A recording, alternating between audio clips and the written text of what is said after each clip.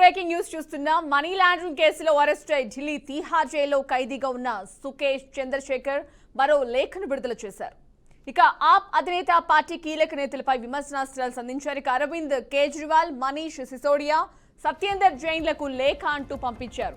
ఎన్నికల్లో మీ కట్టర్ అవినీతి పార్టీ ఓడిపోయినందుకు అభినందిస్తున్నారని లేఖలో తెలిపారు. గతంలో ఢిల్లీ లిక్కర్ కేసుపై కూడా పలుమార్లు లేఖ రాశారు.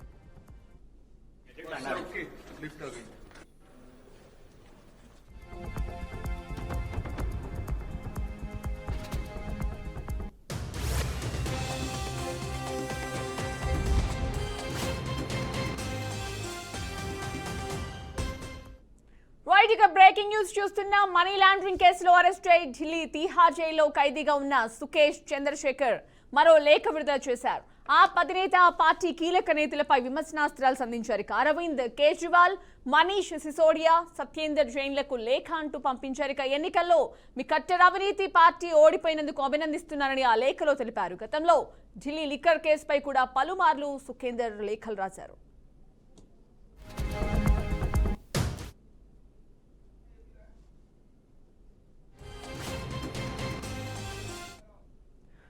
ఇదే విషయానికి సంబంధించి మరిన్ని అప్డేట్స్ మా అవుట్పుట్ ఎడిటర్ వెంకటేష్ అందిస్తారు. వెంకటేష్ చెప్పండి.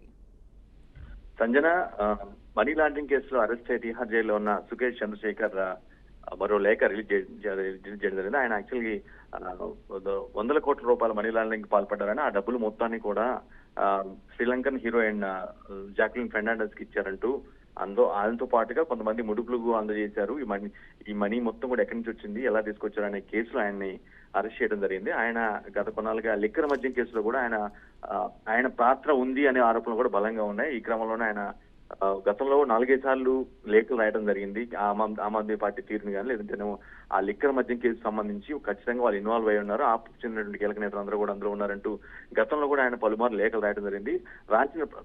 లేఖ రాసిన ప్రతిసారి కూడా ఆయన చర్చనీయాంశంగా మారి ఉండేవాళ్ళు. ఇప్పటికీ ఆయన తిహార్ జైల్లోనే ఉన్నారు ఆ మనీ లాండరింగ్ కేసు సంబంధించి.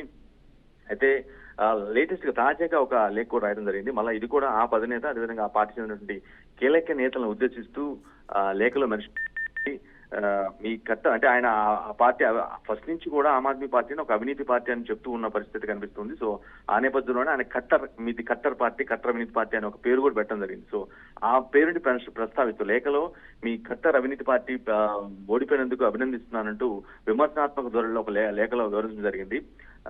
మీకు ఇది జరగాల్సిందే అన్న ప్రాస్పెక్ట్ ఇంకా చాలా అంశాలు లేఖలో రాశారు. బట్ మెయిన్ గా మీ అవినీతి పార్టీ ఓడిపోయినందుకు అభినందిస్తున్నారంటూ ఆమ్ ఆద్మీ పార్టీ అధినేత అరవింద్ కేజ్రీవాల్, అదేవిధంగా డిప్యూటీ సీఎం గా పనిచేసినటువంటి మనీష్ సిసోడియా, మంత్రిగా పనిచేసినటువంటి సత్యేందర్ జైన్లను ఉద్దేశిస్తూ ఈ లేఖ రాయడం జరిగింది. మీకు ఇలాంటి మున్ముందు కూడా జరుగుతాయి, మీరు ఎంతో కాలం ప్రజలు మభ్యపెట్టలేరు అంటూ ఒక లేఖనైతే రాయడం జరిగింది. ప్రస్తుతం ఈ లేఖ మరోసారి చర్చనీయాంశంగా మారింది. గతంలోనూ పలుమార్లు ఆయన లేఖలు రాశారు. బట్ ఈ లేఖ మాత్రం డిఫిట్ ఆమ్ ఆద్మీ పార్టీ ఓడిపోయిన తర్వాత లేఖ రాయడం, జైలు నుంచి రాయడం వల్ల కొత్త చర్చనీయాంశంగా మారింది. సంజన. Thank you Venkatesh.